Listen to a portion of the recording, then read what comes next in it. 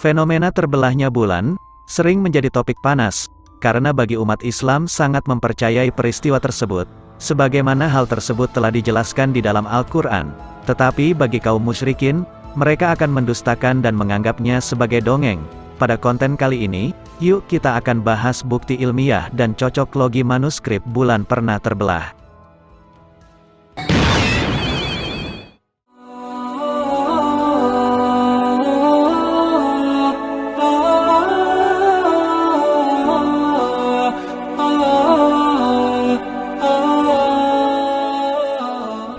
Assalamualaikum warahmatullahi wabarakatuh, sahabat beriman yang dirahmati Allah.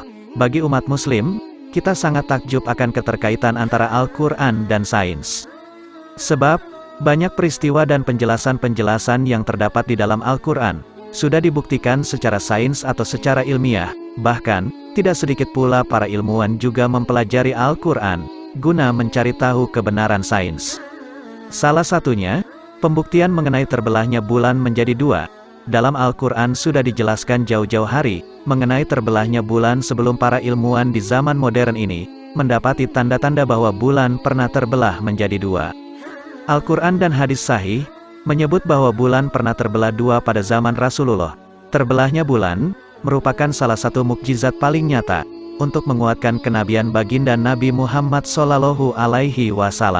Sebelum kita mulai kisahnya, hayo bantu channel ini supaya makin berkembang, dengan menekan tombol like, subscribe, dan klik lonceng supaya gak ketinggalan notifikasinya. Mari kita bangun channel ini sama-sama.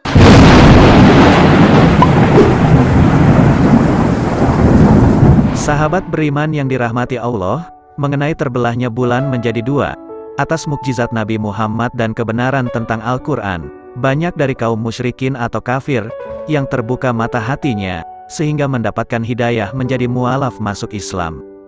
Tetapi tidak sedikit pula, kaum musyrikin yang mendustakan dan menganggapnya sebagai sihir dan dongeng. Terdapat banyak mukjizat-mukjizat yang diingkari oleh kaum musyrikin, disebabkan kedengkian mereka terhadap Islam. Tetapi kita tidak boleh membalasnya apalagi mencelanya, biarlah waktu yang membuktikan, dan mereka berpikir sesuai pikirannya masing-masing. Karena hidayah pasti akan turun, jika seorang tersebut mau berpikir dan mau menerima akan kebesaran Allah Subhanahu wa Ta'ala. Di antaranya kedustaan mereka adalah mukjizat peristiwa terbelahnya bulan menjadi dua, yang disebutkan dalam Al-Quran di zaman Rasulullah Shallallahu Alaihi Wasallam atau 14 abad yang lalu, sebagai berikut. Yang artinya, telah dekat datangnya hari kiamat dan bulan telah terbelah. Dan jika mereka, orang-orang musyrikin, melihat suatu tanda, mukjizat, mereka berpaling dan berkata, ini adalah sihir yang terus-menerus. Dan mereka mendustakan Nabi, dan mengikuti hawa nafsu mereka. Sedang tiap-tiap urusan telah ada ketetapannya. Quran Surat Al-Qamar, ayat 1-3. Dari Abdullah berkata bahwa bulan terbelah menjadi dua bagian di zaman Rasulullah. Kemudian Rasulullah Shallallahu Alaihi Wasallam bersabda, saksikanlah hadis riwayat Muslim nomor 7249. Dalam riwayat lain dijelaskan, bahwa ketika kaum kafir Mekah meminta Rasulullah untuk memperlihatkan tanda-tanda kebesaran Allah, serta menguji kebenaran risalah baginda Rasulullah dengan memintanya membelah bulan. Maka Allah Subhanahu wa Ta'ala mengabulkan doa beliau, hingga pada malam hari tampaklah bulan terbelah menjadi dua bagian, di mana bagian lainnya berada di sisi Gunung Safa, dan bagian lainnya di sisi Gunung Koikaan, dan terlihatlah di antaranya di atas Bukit Hiro. Tetapi, orang-orang kafir Mekah malah mengingkari mukjizat tersebut dan berkata, Muhammad telah menyihir kita. Kemudian sebagiannya berkata, jika benar kita tersihir dia tidak akan bisa menyihir semua manusia, maka tunggulah sampai datang berita dari orang-orang yang melakukan perjalanan jauh. Ketika para musafir tiba, mereka pun mengatakan bahwa mereka menyaksikan hal yang serupa. Tetapi, kaum kafir Mekah tetap mengingkari mukjizat tersebut dan berkata, ini adalah sihir yang terus-menerus. Beranjak dari berbagai riwayat yang serupa, kita dapat menyimpulkan bahwa kejadian itu tidak hanya disaksikan oleh kaum kafir Mekah saja, tetapi manusia yang berada di tempat selain Mekah pun pada waktu itu dapat menyaksikan peristiwa tersebut. Seperti yang dilakukan oleh Abu Jahal, bahwa dia pernah menunggu para pedagang yang berdatangan dari berbagai negeri jauh, seperti Syam, untuk menanyakan peristiwa tersebut. maka mereka juga menyaksikan hal tersebut. Peristiwa bulan terbelah menjadi dua ini, tidak hanya dijelaskan di dalam Al-Quran, tetapi, peristiwa tersebut diperkuat dengan sejarah Islam pertama kali masuk India, manuskrip bangsa Maya kuno Madrid, dan foto-foto ilmuwan NASA yang pernah mendarat di bulan. Berikut ini, penjelasan mengenai perihal tersebut. Pertama kali Islam masuk India pada saat itu, terdapat sebuah wawancara dengan Raja Valiatampuram. Beliau berusia 87 tahun dari Kodungalur di Sentral Kerala.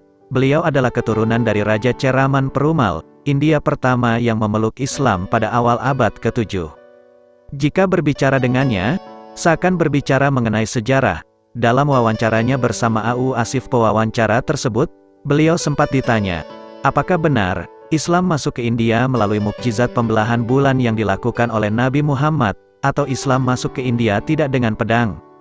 Beliau menanggapi pertanyaan itu dengan menjelaskan, bahwa awal masuknya Islam ke India disebabkan peristiwa bulan terbelah. Peristiwa tersebut terjadi pada suatu malam, saat sang raja bersama istrinya berada di atas istana, tiba-tiba mereka menyaksikan bulan yang terbelah menjadi dua bagian. Lewat para pengembara dan pedagang dari berbagai negeri asing, sang raja pun akhirnya tahu bahwa kejadian itu merupakan mukjizat Nabi Muhammad, yang berada di Jazirah Arab.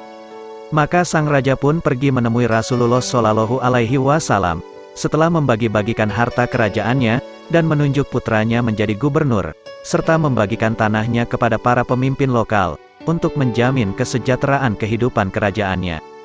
Beliau masuk Islam di tangan Rasulullah Shallallahu Alaihi Wasallam, yang disaksikan oleh Abu Bakar radhiyallahu anhu, dan mengganti namanya menjadi Tajuddin. Sayangnya, pada saat sang raja ingin kembali ke India, sang raja meninggal dalam perjalanan dan dimakamkan di jalan di tepi Laut Arab. Dikatakan, bahwa sang raja muslim ini telah mengirim surat kepada para menteri lokal kerajaannya, lewat Malik bin Dinar sahabat Nabi. Dalam suratnya, beliau berwasiat bahwa si pembawa surat ini, harus mendapat perhatian ekstra, penjamuan dan memuliakannya, serta mengizinkannya untuk membangun masjid di negeri India pada saat itu. Karena menghormati Raja Cheraman, penguasa Kerala membangun masjid, dibangun pada awal abad ke-7, di Kodungalur yang dikenal sebagai Masjid Malik Cheraman. Sampai sekarang masjid tersebut masih ada, seperti yang dijelaskan oleh Raja Valiatampuram, bahwa masjid itu adalah masjid tertua di India, yang namanya diambil dari Cheraman Perumal dan Malik Ibnu Dinar, dan digabungkan menjadi Masjid Malik Cheraman. Pemimpin pada waktu itu, memudahkan urusan Malik bin Dinar radhiyallahu anhu untuk menyebarkan Islam di India, dengan kebenaran mukjizat terbelahnya bulan. Seperti yang diceritakan bahwa Malik bin Dinar wafat di Kasaragot yang kini bernama Karnataka. Raja Cheraman dan Malik bin Dinar, keduanya dikuburkan sisi Laut Arab di mana satunya di Salala di Oman, dan satunya lagi ada di Kasaragot di India. Dengan kata lain, kuburan mereka terhubung dengan air laut. Manuskrip bangsa Maya kuno Madrid, hal yang sama, dialami oleh bangsa dan kebudayaan-kebudayaan lain. Sebagian dari mereka mencatat keajaiban peristiwa itu, seperti yang terdapat dalam manuskrip Madrid, dan manuskrip bangsa Maya kuno dalam ilmu perbintangan. Sejak dahulu, bangsa Maya dikenal sangat menggemari ilmu astronomi, dan merupakan salah satu negeri yang maju dalam bidang ilmu tersebut.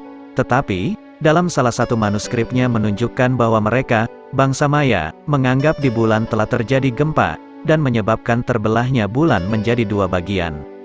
Peristiwa bulan terbelah, tercatat dalam manuskrip Pasir dan India pada waktu yang berdekatan, yaitu awal abad ke-7 Masehi, dan sejarawan juga mengatakan, bahwa di salah satu kuil kuno di Cina, tertulis mengenai peristiwa itu. Mari kita lihat naskah teks bahasa Inggris berikut ini, dalam naskah di atas, menunjukkan tahun 623 Masehi, sesuai dengan jumlah waktu menetap Rasulullah Shallallahu Alaihi Wasallam di Mekah, sebelum hijrah ke Madinah. Rasulullah Shallallahu Alaihi Wasallam dilahirkan pada tahun 570 atau 571 Masehi, kemudian hidup di Mekah selama 53 tahun, 40 tahun sebelum menjadi Rasul ditambah 13 tahun setelah diangkat menjadi Rasul. Jika pada tahun 571, kelahiran Nabi, ditambah 53, kehidupan Nabi selama di Mekah sebelum hijrah, atau tahun 623 Masehi. Jika kita mulai menghitungnya pada tahun 570 Masehi, persis dengan tahun yang disebutkan dalam naskah bangsa Maya tersebut, serta tahun di mana terjadinya peristiwa terbelahnya bulan, di akhir-akhir tahun Rasulullah berada di Mekah sebelum hijrah. Penemuan ilmuwan NASA yang pernah mendarat di bulan, ilmuwan NASA telah mengungkapkan bahwa di bulan terdapat celah dengan panjang beberapa ratus kilometer. Kemudian mereka pun menemukan beberapa celah lain di permukaan bulan, yang sampai sekarang belum diketahui penyebab retakan tersebut. Beberapa ilmuwan lain beranggapan bahwa celah tersebut bekas dari cairan lava. Hanya saja spekulasi ini sebatas teori yang tidak terbuktikan. Terdapat sejumlah besar celah pada permukaan bulan, dan beberapa di antaranya mensimulasikan retakan yang tersambung, seolah-olah kita berada di depan permukaan logam retak, kemudian merapat. Ilmuwan NASA menyebut fenomena ini sebagai "Reales are still a topic of research", yang berarti fenomena celah ini masih dalam proses penelitian. Bahkan hingga sekarang pun, celah ini masih membingungkan para ilmuwan dalam menjelaskan penyebabnya, dan semua teori yang mereka kemukakan jauh dari kenyataan gambar yang diperoleh oleh NASA. Para ilmuwan NASA telah memperoleh sejumlah besar gambar dari fenomena celah di bulan, yang justru membingungkan para ilmuwan untuk menemukan penjelasan logis atau ilmiah. Ada banyak gambar yang seolah-olah menyimulasikan bekas las logam. Para peneliti kebingungan menyaksikan celah ini. Sebagian berpendapat bahwa pada jutaan tahun yang lalu, terdapat cairan lava di permukaan bulan, yang meninggalkan bekas celah tersebut. Tetapi anggapan itu segera terbantahkan, karena bekas lava yang terdapat di permukaan bulan, sangat jauh berbeda dengan bekas lava yang ada di bumi, dan tidak tampak bekas hancur dan ambruk pada bagian celah bulan, tetapi celah ini memiliki sisi yang tajam seakan bekas retakan.